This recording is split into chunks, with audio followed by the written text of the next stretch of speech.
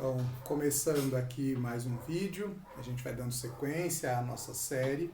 A gente vai agora, sem se prolongar muito, falar da estética transcendental. Então, a primeira parte do livro do Kant, da Crítica da Razão Pura.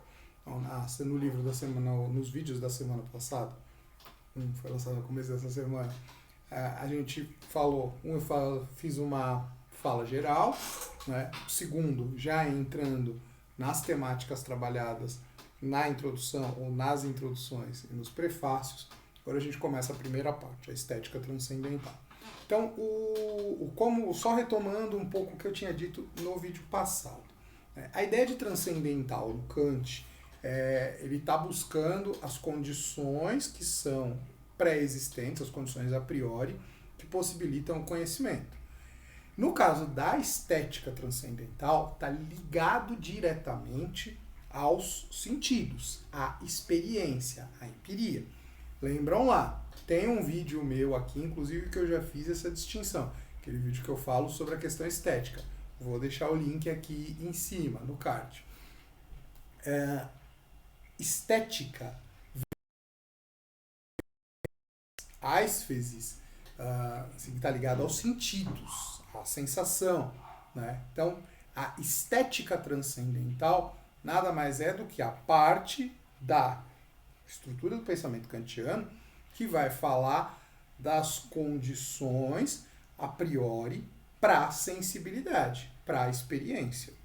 Para a gente começar, eu vou fazer a leitura de um trecho, né? Não é da estética, já está lá na lógica transcendental, que é a segunda parte do livro do Kant, mas ajuda a gente a pensar algumas coisas e a introduzir não só o que eu vou falar no vídeo de hoje, mas nos vídeos futuros, quando a gente for falar também da parte da lógica. Então, vamos lá. Pensar um objeto e conhecer um objeto não são a mesma coisa. Ao conhecimento, com efeito, pertencem duas partes. Primeiramente, o conceito, a categoria, por meio do qual é em geral pensado um objeto, e em segundo lugar, a intuição, por meio da qual ele é dado. Pois, se ao conceito não pudesse ser dada uma intuição correspondente, ele seria um pensamento de segunda forma, mas sem nenhum objeto. E através dele não seria possível nenhum conhecimento de alguma coisa, pois até onde eu saiba, não haveria nada, nem poderia haver, a que meu pensamento pudesse ser aplicado. Ora, toda a intuição possível para nós é sensível, estética. Portanto, o pensamento de um objeto em geral só pode tornar-se conhecimento em nós, por meio de um conceito puro do entendimento, na medida em que seja referido a objetos dos sentidos. A intuição sensível é ou intuição pura, espaço e tempo, ou intuição empírica daquilo que é, por meio da sensação, representado imediatamente como real no espaço e no tempo. Através da determinação da primeira, nós podemos receber conhecimentos a priori de objetos na matemática, mas como fenômenos, apenas segundo a sua forma, ainda permanece indefinido, porém se pode haver coisas que tenham de ser intuídas nessa forma.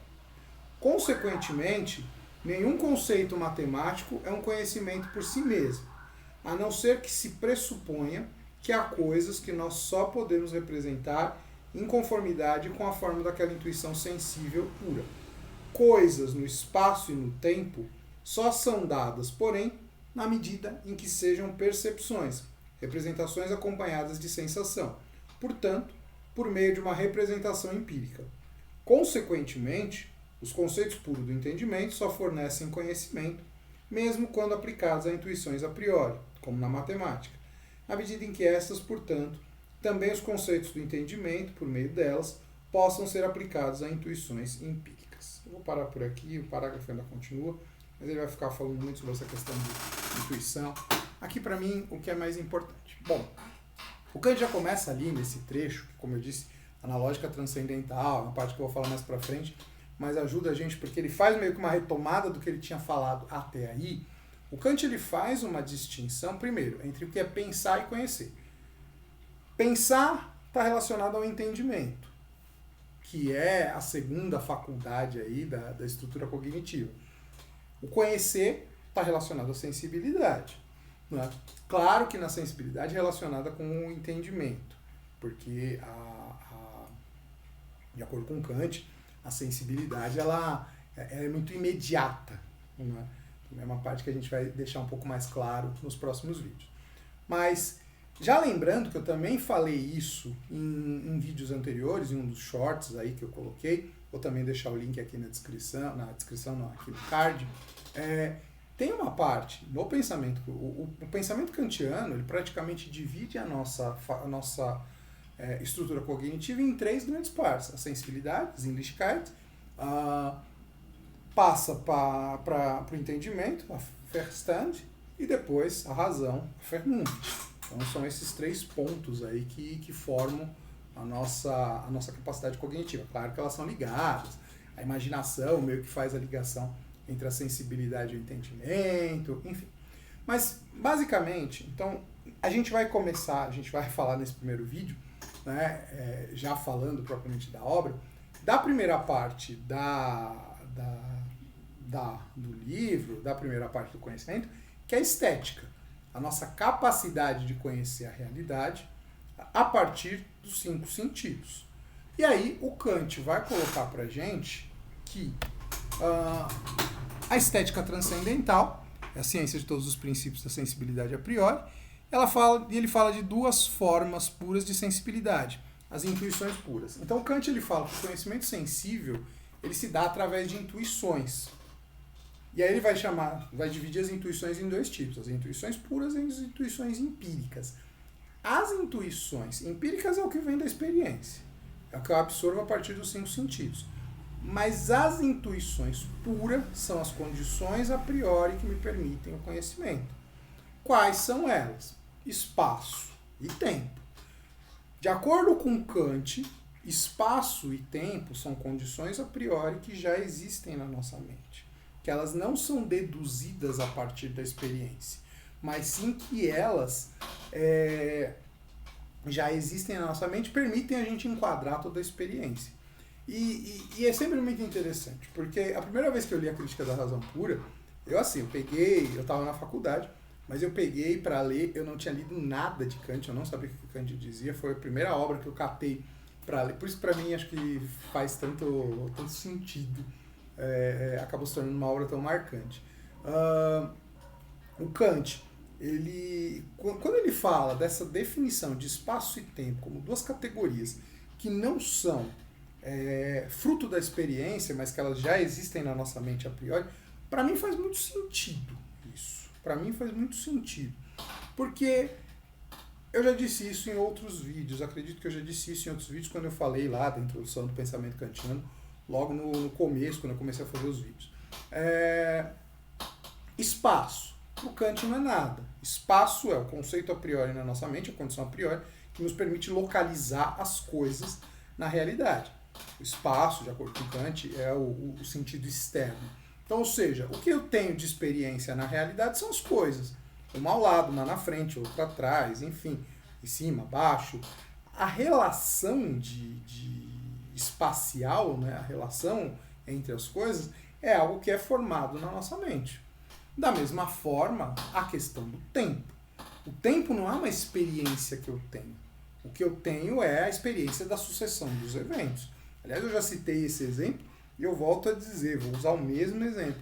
Sempre quando eu dava essa aula, aliás, quando eu comecei, lá em 2006, no 2º ano da faculdade, eu li a Crítica da Razão Pura, para mim me ajudou muito a entender fazendo essa relação com a música lá do Roberto Carlos, né, do Amor Perfeito, né, que é o nome da música, fecha os olhos para não ver passar o tempo.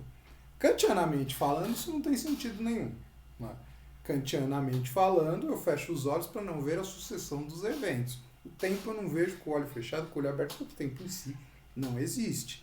Mas o que a gente tem experiência no nosso dia a dia são a sucessão dos eventos. Né?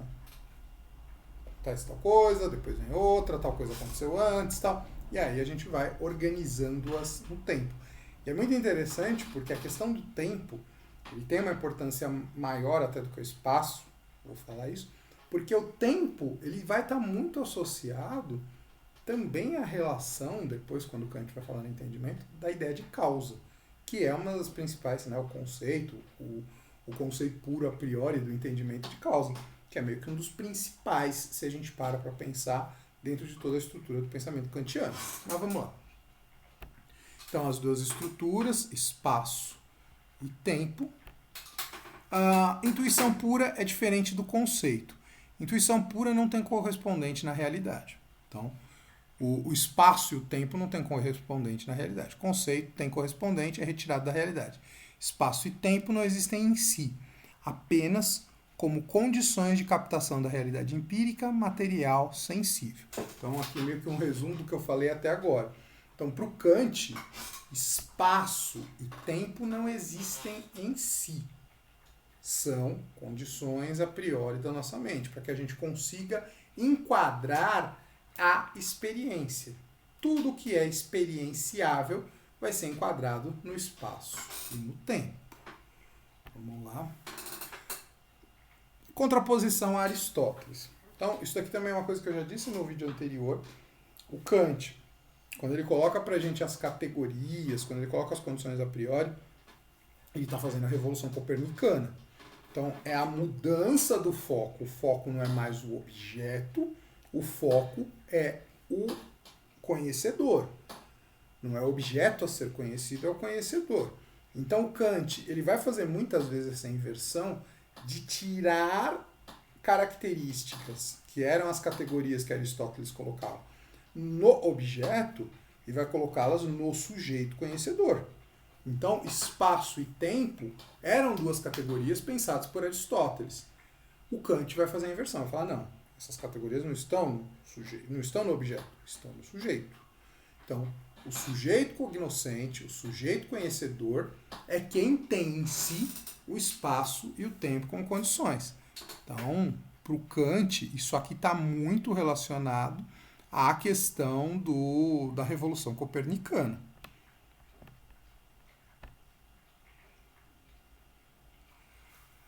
Espaço, forma do sentido externo, intuição a priori que nos permite conhecer as coisas fora de nós.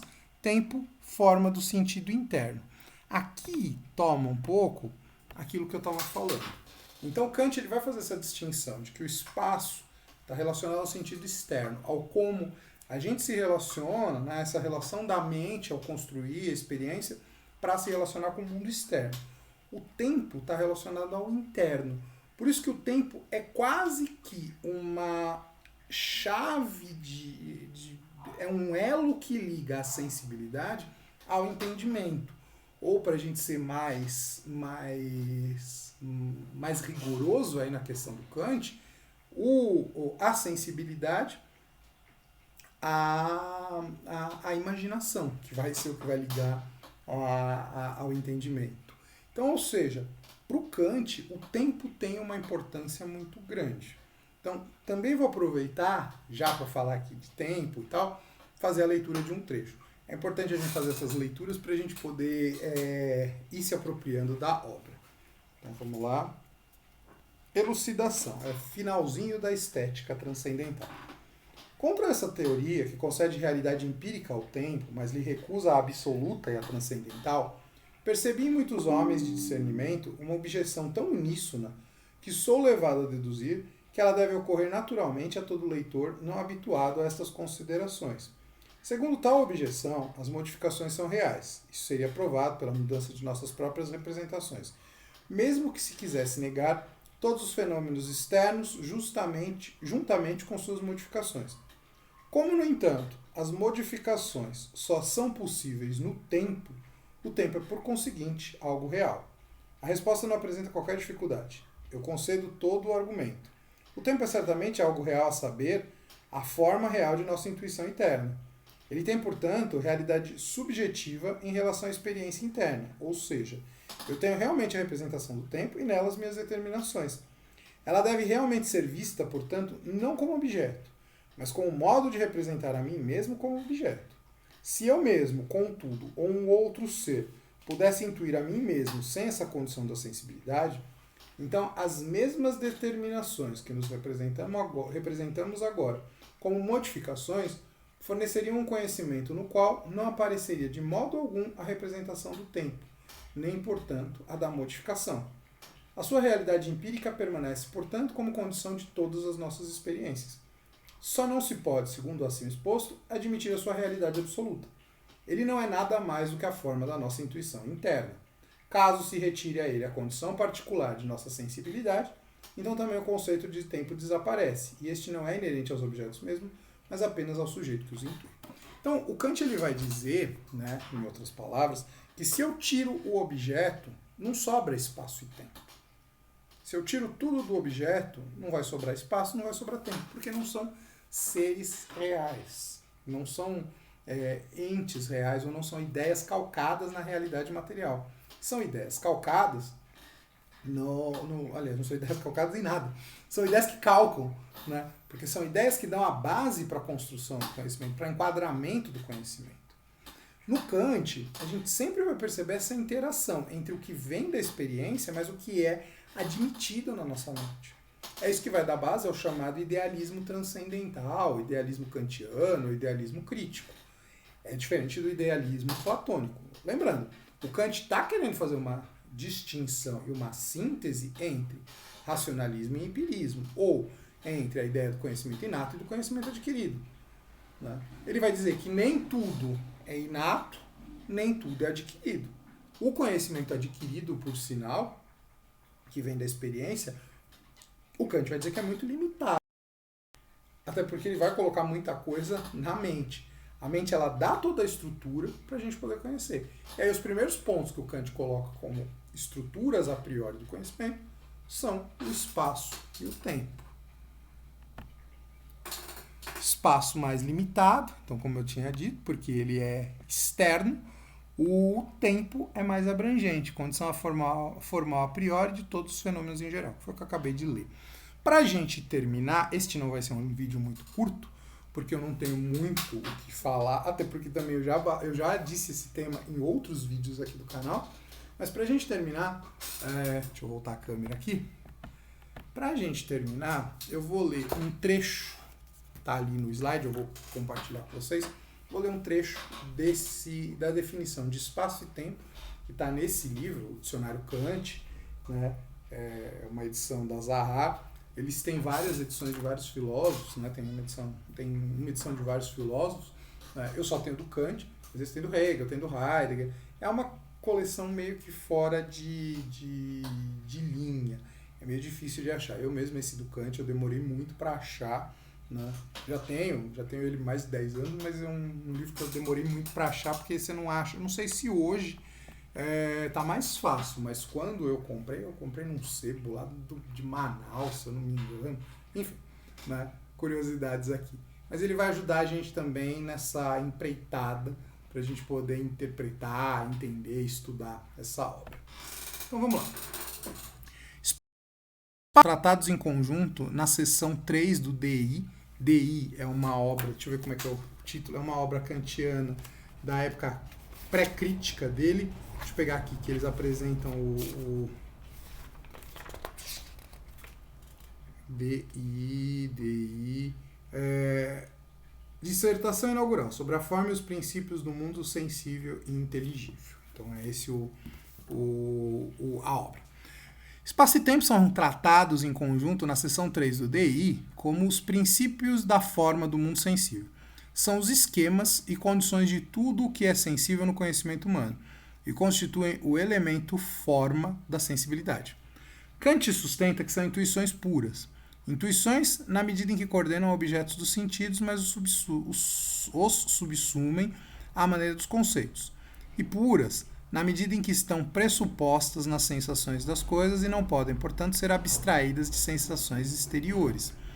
Com tal argumentação, Kant está apto a distinguir a sua descrição de espaço e tempo do ponto de vista empirista, de que são abstraídos de objetos dos sentidos, do ponto de vista racionalista, de que são percepções confusas de uma ordem objetiva das coisas, e da visão newtoniana entre espaço e tempo absolutos e relativos. São aspectos da receptividade ou passividade da mente, em contraste com o trabalho ativo e espontâneo do entendimento, mas que, não obstante, organizam a matéria, as sensações, né? Deve ser erro de digitação. Bom, enfim, acontece. Então é isso. O Kant vai falar que a sensibilidade é o primeiro passo do conhecimento. O conhecimento começa pelos sentidos, óbvio, mas não fica neles. E aí, para começar esse conhecimento, existem as condições a priori, espaço e tempo, para a gente enquadrar o conhecimento. Basicamente com isso, como eu disse, esse não vai ser um vídeo muito longo, porque a própria parte da estética transcendental não é uma parte muito longa no livro. Depois a gente vai falar nos próximos vídeos sobre a lógica transcendental. A lógica transcendental é mais longa, vai ficar uns 3. Só para falar, a gente vai fazer um vídeo introdutório, que é o próximo vídeo, que sai na segunda-feira. Depois, eu pretendo fazer, ainda estou dividindo ali o material, mas eu acredito que eu vou fazer 2 vídeos sobre a parte que fala da analítica dos conceitos, que é quando ele deduz os conceitos puros, as categorias do entendimento. Depois tem a analítica dos princípios, que eu estou começando a reler, então nem faço ideia quanto eu vou gastar, quantos vídeos eu vou gastar, que é onde ele vai chegar nas críticas dele aos conceitos metafísicos propriamente dito, é quando ele vai começar a lidar com a razão. Bom, mas a gente vai aí definindo sem pressa, porque a ideia é a gente tentar ter uma noção geral da crítica da razão pura. Então, com isso, eu me despeço, vou encerrando esse vídeo, e eu espero, fico no aguardo de vocês aí na próxima semana, ok?